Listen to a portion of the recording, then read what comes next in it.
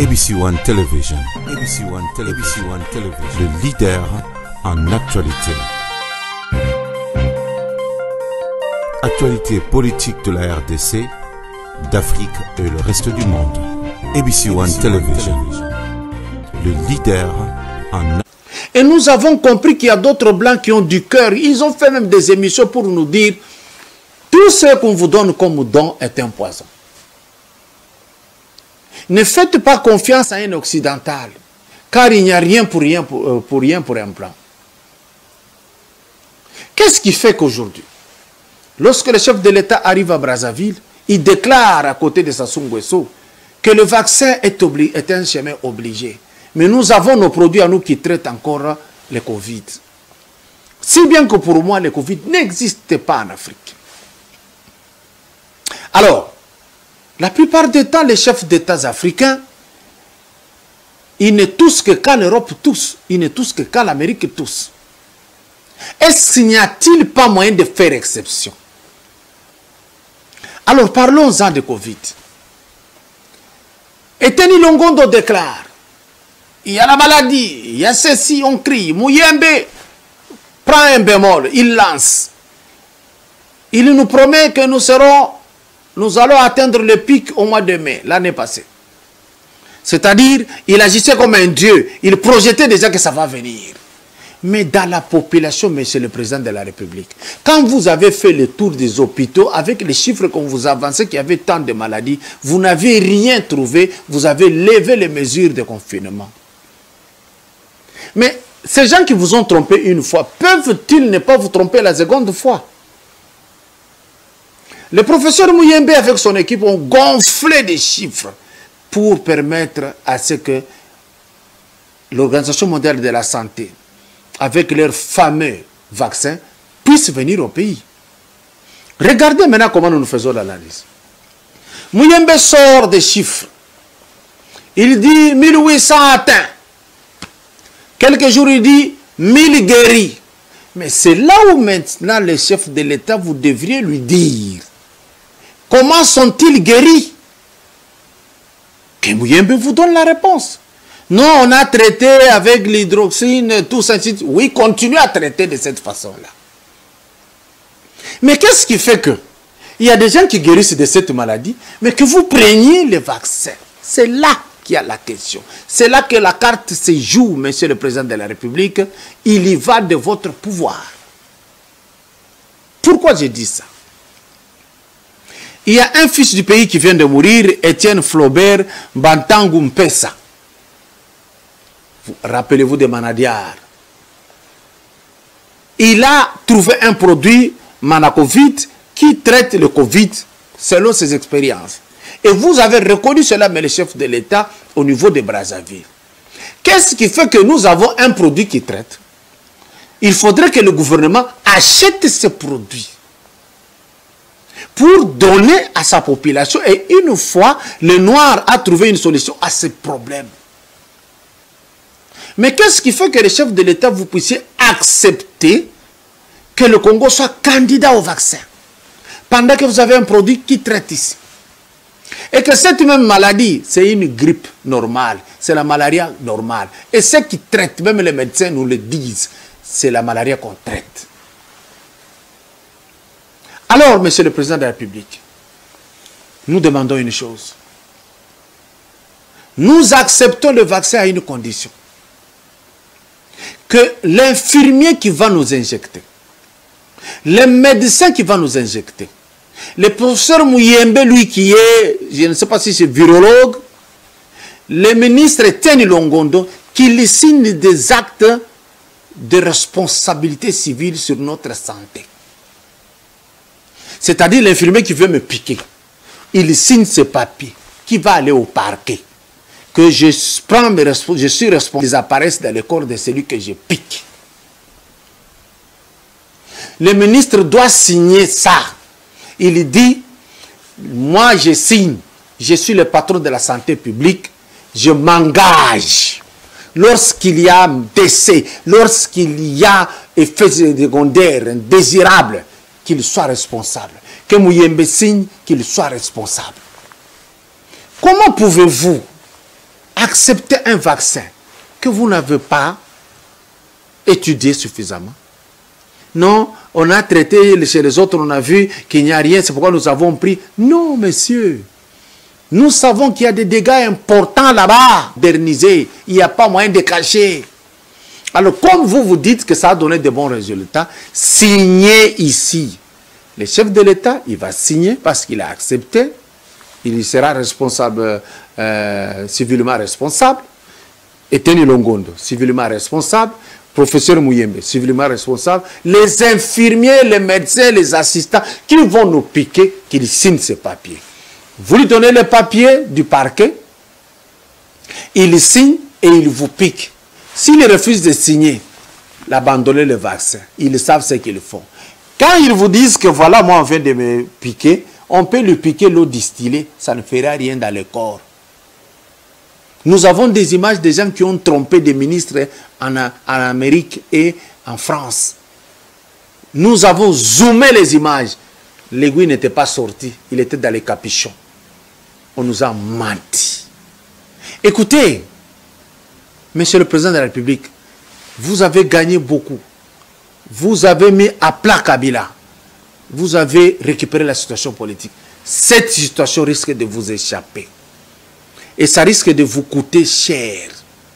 Parce que vacciner 1 million, et si les 1 million meurent, je ne sais pas quel discours vous tiendrez ces jours-là, que vous n'aviez pas su, que vous n'avez pas eu le temps de contrôler pour savoir, ou bien vous avez voulu faire plaisir à l'Occident. Parce que les Blancs ne sont pas des enfants de cœur. Si la malaria tue beaucoup et qu'on ne vous donne pas un vaccin, si le diabète tue beaucoup et on ne fait même pas référence, si la guerre à l'Est, on ne veut même pas la finir, ce n'est pas le vaccin qui viendra qu'on amènera pour vous donner la vie. Non. Ce sont des rêves. Dites au professeur Mouyembe, stockez votre vaccin. Comme ils guérissent toujours, continuez à les guérir de cette manière que vous les guérissez chaque jour. Il n'y a pas de logique, monsieur le chef de l'État.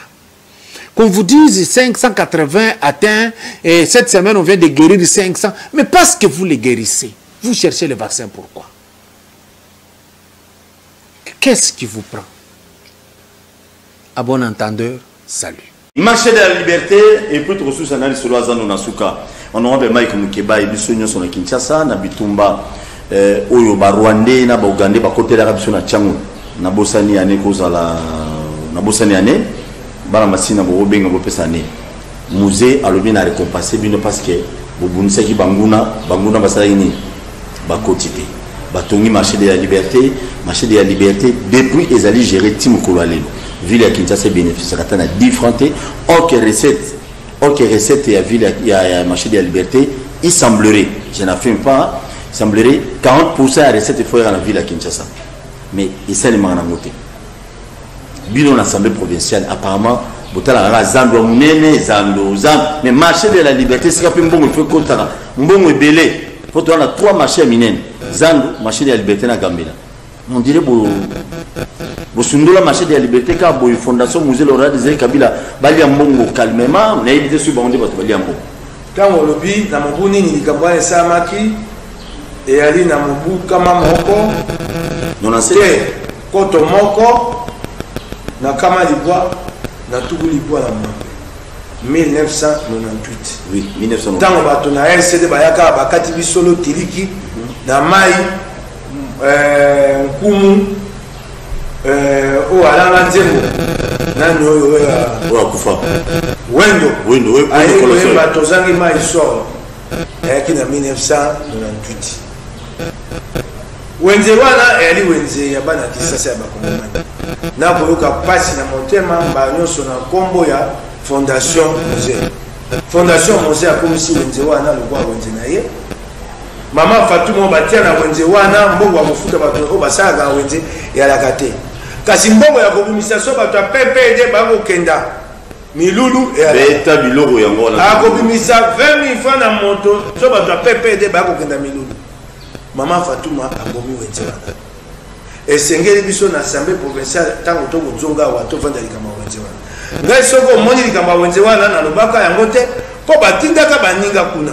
batindami ya kisasa kasi mosala basala ya malonge monana te awa toko zonga il semblerait bazala corrompu na 400 000 francs nayebi te il semblerait ba corrompu ba député provincial il semblerait ya MLC nakolaka bana ya changu te awa toko zonga tokotala likambo ya wenze wana toya kotala boyenge bene ya misolo bula matai na wenze ya liberté ekendaka lolenge nini toya kosilisa oyo pasi mama Fatuma wana akonyokola bana changu bana kisasa mama Fatuma mirengela mama yeba yango te majorité LCC esili awa yali union sacrée tokoya kokundola bana bina yo beta biloko tozonga kaka wana keika bazi na kokenda na kaka malemba na komi na bureau assemblée professeur batie commission d'enquête tokokenda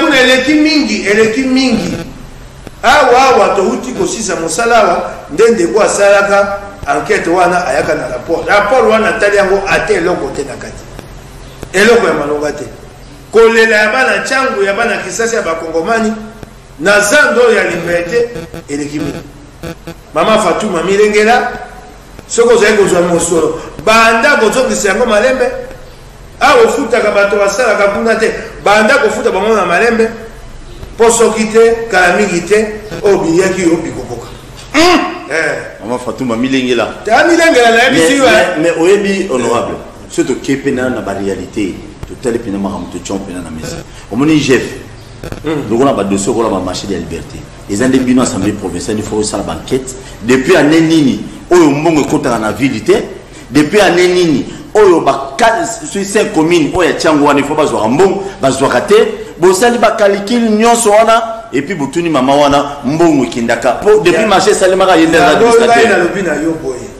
soko tokei kuna ekola te po totala be boyenge benya misolo ya lelo tokoki kozonga te ntango basala wenze kozala mwa mpasi mais kasi mibu ata mitano tozomi na nsima totala misolo ekendaka et marché de la liberté avanda wana adondo mama odondo no esili nga na yebisu kodondo na yo esili yebaka yango oyo bakabiliaki yo bikoki soko olie biloko ya mbwa zala nini mbango zala na mbango soko oliaki biloko ya mbwa mama Fatuma na bino na yo biliaki ye bikoki eleki na yebisu bato baleli nda mingi eza kaka te mpo oyo otuninga motuna na nzela ya nshoko bakobenga ngai ngami batindi bandeko kuna nzela ngai naloba lisusu eyali te poso nalobi engolakisa te bango bakosala mosala te awa bake nango te suka namoni eloko ya malonga te nakozongeli yango bai mama Fatuma tokomonana na yo bana changu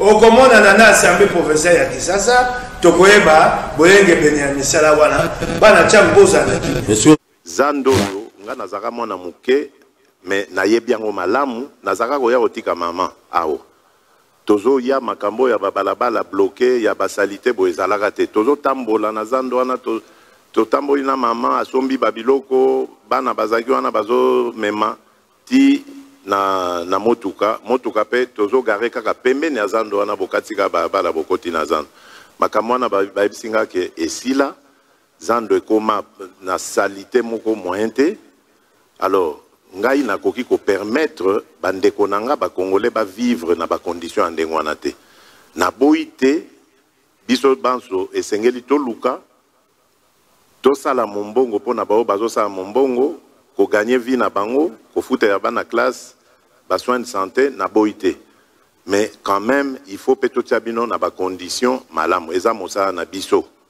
ba autorité ezali ya kotia peuple na ba condition ya bien. Alors, idée oyo ya gouverneur ya kokanga ya kobuka kosala zando asika pona nga eza idée malamu na kote wana. Mais eloko kamwisi ngai naza koyoka bandeko na biso bazali koboya idée wana.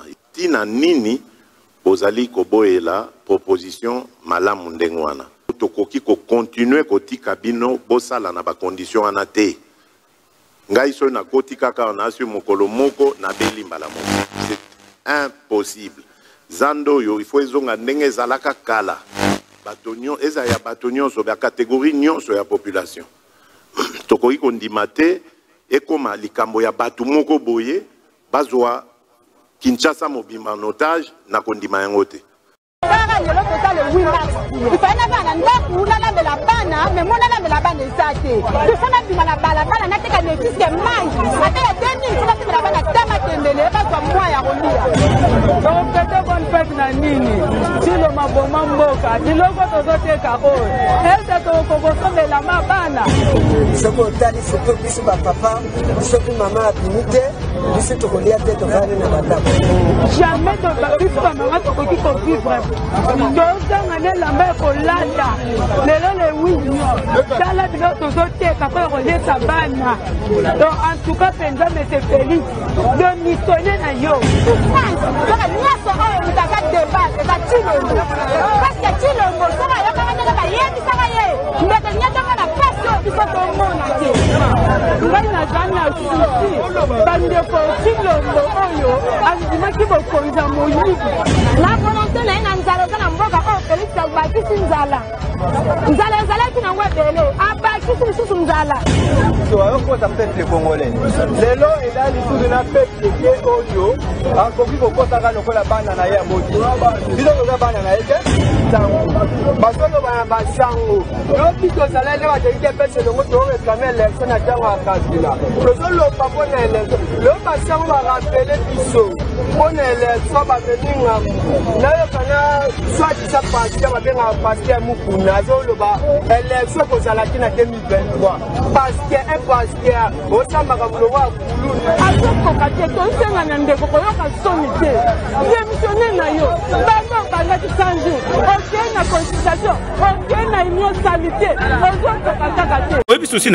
Kabila eloko na lingaka Kabila za la leste pena Kabila za la leste nga linga Kabila epe na kinkola leli boke Kabila epe na victoire azombela moi sike et ça langue lengi mo malgré na mona été mais na bi qu'un jour na mona politique eza na retard te oyebi que na PPD za pe na bato malamu et puis bato malamu wana mingi eza ba jeune zela na bisayo rapidement soki lelo biso ngai na yebiso personnellement Chadar a besoin de réagir papa ya mutu mabe ba Chadar mutu mabe tozana bato ba idara jeunesse o na kokoza le grand te ke na vandi boye so na zana pasi moi appui vous comprenez to banina maman Olive Lembe Kabila ah ce que l'élu au moins intervention yé to na excellence papi Punguluaba vous comprenez ezana mutu moko linga ezana mutu moko linga ka jeunesse lokola papi Punguluaba te lelo tozu Moïse Sauveur Dimingalasi mais ceux qui n'a pas vu nyonso no moni ba via PPRD kanga yango tiango na TV ezana mutu asalisanga wa edakanga tango pasi bilusengo lokola pasteur Moïse Kanga te ngai soki omoni na boyo ba komo ebima nazo ebisa yo ngai penda mutu aloba te ke Moïse Kanga za simate naza reconnaissant na ba passion nazwaka mutu edakanga za pasteur Moïse Kanga nous faut aborder le yomo vanda pasteur Moïse Kanga et puis papi Punguluaba bato ba edaka biso kitoko trop merci na ba union so bolandi biso maître na peso merci tala maître avocat ma lutte oyo ba jeune ya PPRD ba bandi. La fois passée, j'avais dit, ma jeune Oyo va prêcher des exemples pour nos partis politiques Nyon Soya Congo. Quel jeune pouvait faire face na secrétaire général et parti politique Naye PPRD Balaxi des exemples. De même aussi, je demanderai à tous les jeunes, il y a des partis politiques, entre autres, partis politiques à l'IOTA. Secrétaire général, ça ne marche pas. Na vana ba jeune à PPRD. Ba jeune peut appartenir à l'IOTA boté le moment bingana secrétaire général wana. Ancien ceux qui gouverneur, je suis vice-gouverneur na Équateur. Il gère mal à gérer ma bé à tel point linga ibana morgue. Oh Kabila tinera le peuple na Équateur. Ayiko gérer parti à l'IOTA ma bé. To senga l'IOTA so moni ba jeune ba bé. Tika ba bingana ye. Yo tikali fidèle na Kabila. N'atteint comment on passe que yo za fidèle à Kabila. Bienvenue Liota Njolo, wa fidèle à Kabila. Donc ba guerre au bazo jeune à PPD bazo mené, ti la parti politique na yo pour vous servir Kabila bien, pour préparer 2023. Une fois de plus, bitumba ya PPRD. Ngana zo sambila nzambe ngona sambila. PPRD ko kufate. Parce que batu IDPS baloba ki la fois passée na ko lobango dans émission na banu ya mabango. IDPS balobi PPD ba gérer ki mabe. Bango e bazu cop. Bon gérer. Alors il faut PPD à la vivre pour moi comment IDP ça gérer bien. Et bon, si IDP ça gérer bien, tu sois Paul un virage. Fatibé. Chalet, Fatibé. Tewana mukonza mboka il faut te pese ka balongo na nae place azali aza chef de l'état aza roi ya Congo to kokoko boya ngote mais nga naza na makila na te nga tuna nga mingi rais kasi nazo ya wana te zo lokoyo mingi rais mingi rais Fachibe te bi partir au kende ko fa maître lokwa bo telembino bo na courage pour sauver vie politique.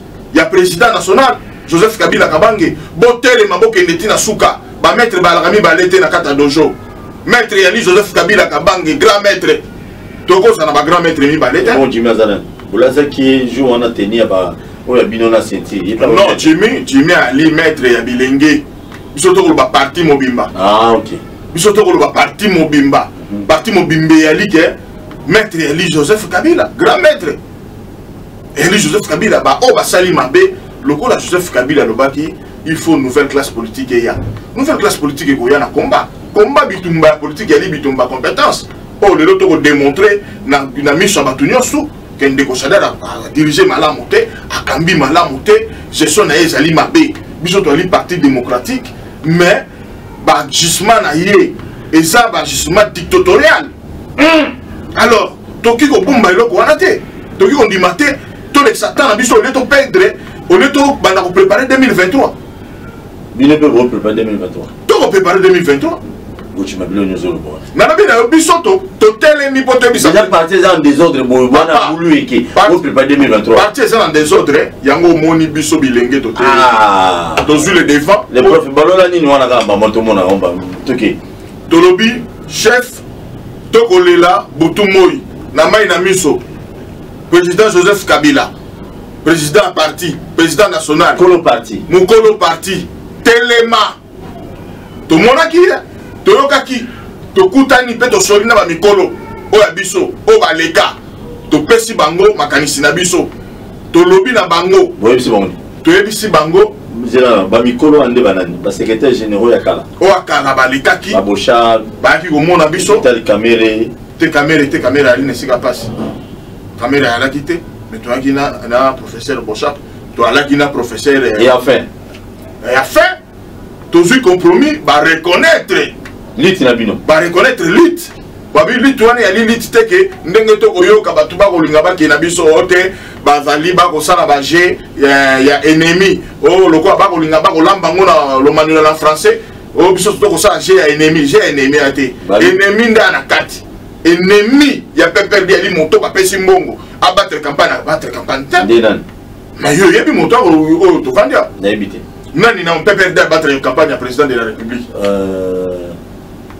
basé belé hein non na PPRD ou bien na FC citoyen na candidat na toi qui na candidat président de la République belé na 2018 non Faïlwani na FCC kasi rappelé biso alors moto sali makambo wana yebi abattre campagne te to comité on a ba condition yé Emmanuel il faut tout tcher mopanzi ba bilenge balobi parti za biso parti za ya Emmanuel te parti za li ya biso na Joseph Kabila mutuna na va to évoluer nano ngochima okosakate papa oyebi okosakate ah oui bien quoi sportif oyebi banganga oyebi kisime lo ba pe vérité makaso oyebi na yebi la fois passée au betela na lisolo mercredi toujours déboulonner Chadar na batuna na siège bokenda tote non tokenda kité parce que na ko biso le Léopold Ndé beta lisolo au moni makamuso politique ba bomba kaya mwana ba sekele stratégie pour que bon avancer mais biso to na posa stratégie té biso to na posa parti na biso ebonga etambola bien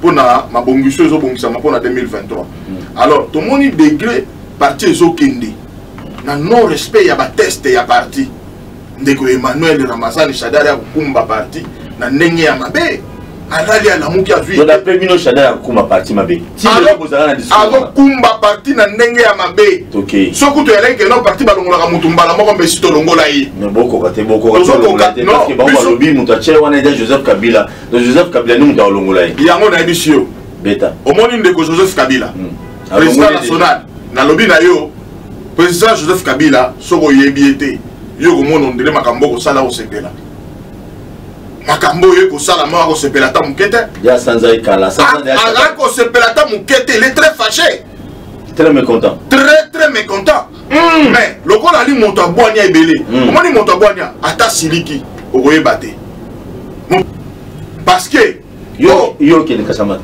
nako kende kasamata wala trafic d'influence te eza trafic nako yebiso trafic comment nako yebisa parce que oyo totala biso ngani na trafic d'influence na plateau longa te ndeko Paul beta biloko su ndeko Paul oyo biso sali omoni yango babenga yango autopsie politique moto aki na idée nango même pas moto moko apasaki te parce que Shadara ko vivre quoi Hitler pe na bandela le bona toko le gaboité Shadara vivre ko vivre quoi Hitler nani moto apesa ke conseil à l'ité papa bo moko ikolo bo yende okabosani ke parti eza fait privé et ali eloko ya mutu et ali parti à Joseph Kabila Hitler na pepe na kono bana yote yo kasi biso bato Kabila biso kombo to kobunda te poto to ntsaba poche to koyoka jalousie na mbongo mutu te mais to koka pasi to mona parti cher ya biso to bandi politique na Kabila to bandi to uti ba parti mususu te beta biloko to uti parti moko te o te ngochi mauta ki na parti te la te to banda politique na Kabila do avi ko la Hitler mais oui doni ngana za azala conseil azala ndikuna ngai maître Mathieu naza directeur du cabinet na ye na bande ko mususu ba conseiller kai trop ba pesa kai ba vite tout ça mais ils ont pas non yaza do Hitler c'est là un grand dictateur du monde un grand dictateur na la koloba na likambo c'est la moni ya ozomo na ngo pembe yo yebise que te mon conseiller noir akoyoka ota yo kasi biso mbali biso to fa na chada to pesier Mathieu to peut conseiller na ba niveau tout ah ba sana bote ah oya bote e ko lumba solo mkole ko beta yo ko zasuna position bien te devant président parti ayokate. Bonjour, voilà ce rapport intitulé La nébuleuse Virunga. La nébuleuse Virunga, ce rapport de 400 et quelques pages, compris les annexes, trace et documente toutes les entreprises criminelles qui opèrent à l'Est. Nous parlons des entreprises européennes financées par l'Union européenne et en tête vous avez des entreprises Emmanuel Xavier et Emmanuel Demerod et François Xavier qui sont là comme le représentant de l'espace européen dans la mafia qui fait tuer nos compatriotes à l'Est. Voilà ce rapport, c'est du nouveau. Nous ne sommes pas peut-être la première organisation, mais nous sommes là. Le rapport proprement dit n'a que 30 et quelques pages, mais les annexes que vous pouvez voir ici, si vous pouvez filmer, les annexes que vous pouvez voir ici contient tout ce que vous voyez là, les signatures, voire même les affectations, la création des entreprises satellitaires, le financement du terrorisme, comment est-ce que les groupes de rebelles sont financés à l'Est et comment est-ce que ils exécutent le mot d'ordre pour faire tuer nos compatriotes. Alors ces rapports pourraient aider tous les compatriotes du monde, des prix de justice et de paix, qui voudraient bien mener, surtout le président de la République, mener un combat sérieux, savoir comment mener ce combat-là, c'est commencer à lire ces rapports et procéder en fait à la liquidation de toutes les entreprises européennes qui ont pour objet, mission, endeuiller nos familles, tuer nos compatriotes, exploiter nos ressources naturelles et faire souffrir nos populations à l'Est. C'est du nouveau. Nous invitons les journalistes d'investigation, parce que nous avions été là avec le journaliste pendant le moment des enquêtes, les journalistes indépendants du monde. Nous invitons tous les citoyens du monde épris de justice et de paix de s'impliquer à la vulgarisation de ces rapports. Toutefois, nous l'avions déjà partagé, nous l'avions confié parce que suite à des menaces, nous avions décidé, même si nous mourrons aujourd'hui, que ces rapports soient toujours publiés, portés, diffusés. Nous l'avions déjà partagé et aujourd'hui, c'est ce week-end, nous allons les publier. Nous demandons à tous les journalistes, Sango Mokonzi, Peter Tiani, tous les journalistes, Sonia Rolle, BBC, ceux qui pensent que le monde doit changer et les citoyens du monde naissent libres et égaux en dignité, en droit, comme le dit l'article 1er de la Déclaration universelle des droits de l'homme, nous vous invitons à participer à la publication de ces rapports. Toutefois, nous menons un combat d'honneur et un combat de stratégie. C'est la meilleure façon de faire cesser la guerre de l'Est. Si vous aimez nos compatriotes à l'Est, impliquez-vous pour la vulgarisation de ces rapports. Et ceux qui veulent faire cesser les crimes de l'Est, lisez ces rapports. Toutefois, c'est le Congo qui va gagner et c'est le monde qui sera en paix. ABC One Television. ABC One Television. Le leader en actualité. Actualité politique de la RDC, d'Afrique et le reste du monde. ABC One Television. Le leader en